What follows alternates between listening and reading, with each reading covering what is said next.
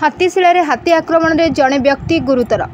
କେନ୍ଦୁଝର ବନଖଣ୍ଡ ବାରାହାଗଡ଼ ପଞ୍ଚାୟତ ହାତୀଶିଳା ଗ୍ରାମରେ ହାତୀ ଆକ୍ରମଣରେ କପିଳ ବେହେରା ନାମକ ବ୍ୟକ୍ତି ଗୁରୁତର ହୋଇ ଜିଲ୍ଲା ମୁଖ୍ୟ ଚିକିତ୍ସାଳୟରେ ଭର୍ତ୍ତି ହୋଇଛନ୍ତି। ସେ ଗତକାଲି ରାତିରେ ଶୌଚ ହେବା ପାଇଁ ଘର ପଛପଟକୁ ଯାଇଥିବା ବେଳେ ଘରଠାରୁ କିଛି ଦୂରରେ ଥିବା ଜମିରେ 3ଟି ହାତୀ ମଧ୍ୟରୁ ଗୋଟିଏ ହାତୀ ହଠାତ୍ ଆକ୍ରମଣ କରି ଶୁଣ୍ଢରେ ଉଠାଇ କଚାଡ଼ି ଦେଇଥିଲା। କପିଳ ସେଠାରେ ଅଚେତ ଅବସ୍ଥାରେ ପଡ଼ି ରହିଥିବା ବେଳେ ହାତୀଗୁଡ଼ିକ ସେଠାରୁ ଚାଲି ଯାଇଥିଲେ।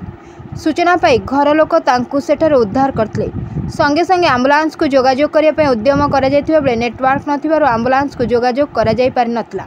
फଳରେ ऑटो साहाय्य तांकु केन्दुझर जिला मुख्य चिकित्सालय को आनी भर्ती करा जाय चिकित्सा करा जाउछि। अन्य पटरे वन विभाग खबर पाई घटनास्थल रे पहुंची तदंत करथिबा सूचना मिलिछि। तेबे हाथी थिबा नै वन कर्मचारी आगरु कोनोसी प्रकार सूचना देई नथिबा कथा कहिसंती तांको पुओ हृदानंद बेहेरा। ग्राम हाथीशिड़ा बापा कपिल बेहरा कॉलेज राति पदा को जा चारा गाड़िया बुली देखी आस से हाथी 3टा थे से आंब फिल्ड रे गोटे हाथी दौड़ी आसिकिना से बापा को कादर गोड़े तोड़े पचत करदेला। वन विभाग आगे किसी जन नथिले आमको जन आम बाहर को जाई न तेणु अनुरोध कर माननीय मुख्यमंत्री के वन विभाग को किसी आमको सहायता मिलू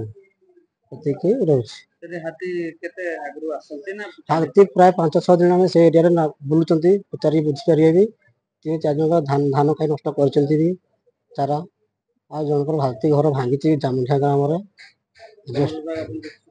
सूचना आम कुछ देना कि सचेतन भी देना एरिया हाथी अच्छी आप पदा को जीवे ना किसी कही ना